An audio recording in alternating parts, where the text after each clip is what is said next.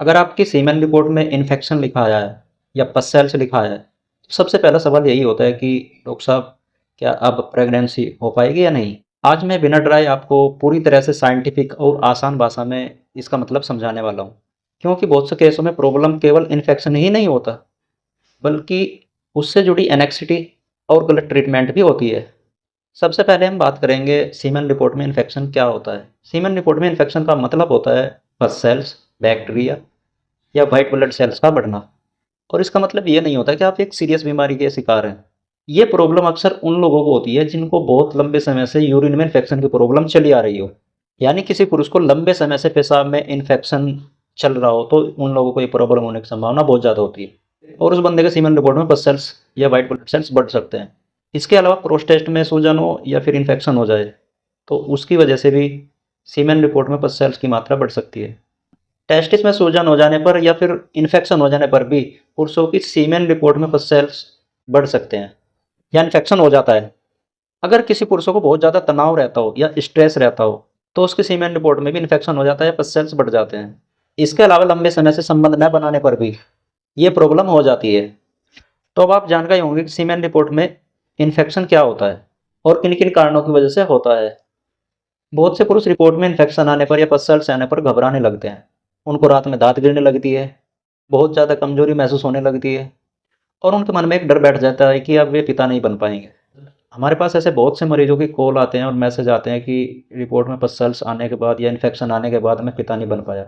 तो मैं उनसे साफ कहना चाहूँगा कि सिर्फ इन्फेक्शन की वजह से ही अधिकांश मामलों में बांझपन नहीं होता। इसके अलावा दूसरे कारण भी हो सकते हैं। अब हम बात करेंगे, अगर सीमेन रिपोर्ट में इन्फेक्शन निकले तो प्रेगनेंसी पर क्या असर होता है। यदि इन्फेक्शन का सही इलाज ना किया जाए तो यह सीमेन की गुणवत्ता को अस्थायी रूप से खराब कर सकता है। जैसे किसी पुरुष को लंबे समय से सीमेन में इन्फेक्शन आ रहा है और उस पुरुष ने अपना सही तरीके से इलाज भी नहीं कराया है तो उस पुरुष के सीमेन की मोटिलिटी कम हो सकती है, यानी शुक्राणु की गति कम हो सकती है और ऐसा होने पर प्रेगनेंसी पर तो असर पड़ेगा ही। दूसरा, स्पर्म से भी खराब हो सकते हैं, यानी शुक्राणुओं के आकार, जैसे किसी शुक्राणु को हेड नहीं होगा, किसी शुक्राणु को टेल नहीं होगा, किसी का बीच का हिस्सा नहीं होगा और ऐसा होने की वजह से भी प्रेगनेंसी या गर्भधारण में प्रॉब्लम हो सकती है। तीसरा और इम्पोर्टेंट जो असर होता है, स्पर्म के डीएनए को बहुत नुकसान हो सकता है और इसकी वजह से भी प्रेगनेंसी में देरी हो सकती है। लेकिन इसका मतलब ये नहीं कि प्रेगनेंसी नामुमकिन हो जाएगी। इसके अलावा बहुत सारे मरीज पूछते हैं कि डॉक्टर साहब, सीमेन रिपोर्ट में नंबर कम हो तो प्रेगनेंसी मुश्किल हो सकती है। वे नंबर कौन कौन से हैं जिसकी वजह से प्रेगनेंसी में मुश्किल हो सकती है? जैसे किसी पुरुषों की रिपोर्ट में स्पर्म काउंट का थोड़ा कम होना या शुक्राणुओं की संख्या कम है यानी मोटिलिटी कम है, मॉर्फोलॉजी कम हो यानी स्पर्म में मूवमेंट कम हो तथा सीमेन का शेप सही ना हो, तो उनकी वजह से प्रेगनेंसी मुश्किल हो सकती है। याद रखिए, इन्फेक्शन इन नंबरों को अस्थायी रूप से कम कर देता है, यानी टेम्परेरी बिगाड़ देता है। अब अगर किसी पुरुष की रिपोर्ट में इन्फेक्शन आ जाए तो सोशल मीडिया पर सर्च करने लगता है इलाज के लिए, इधर उधर देखने लगता है। लेकिन इलाज का मतलब हर बार तेज दवाइयाँ ही लेना नहीं होता, यानी हर केस में हैवी एंटीबायोटिक लेना ही सही नहीं होता।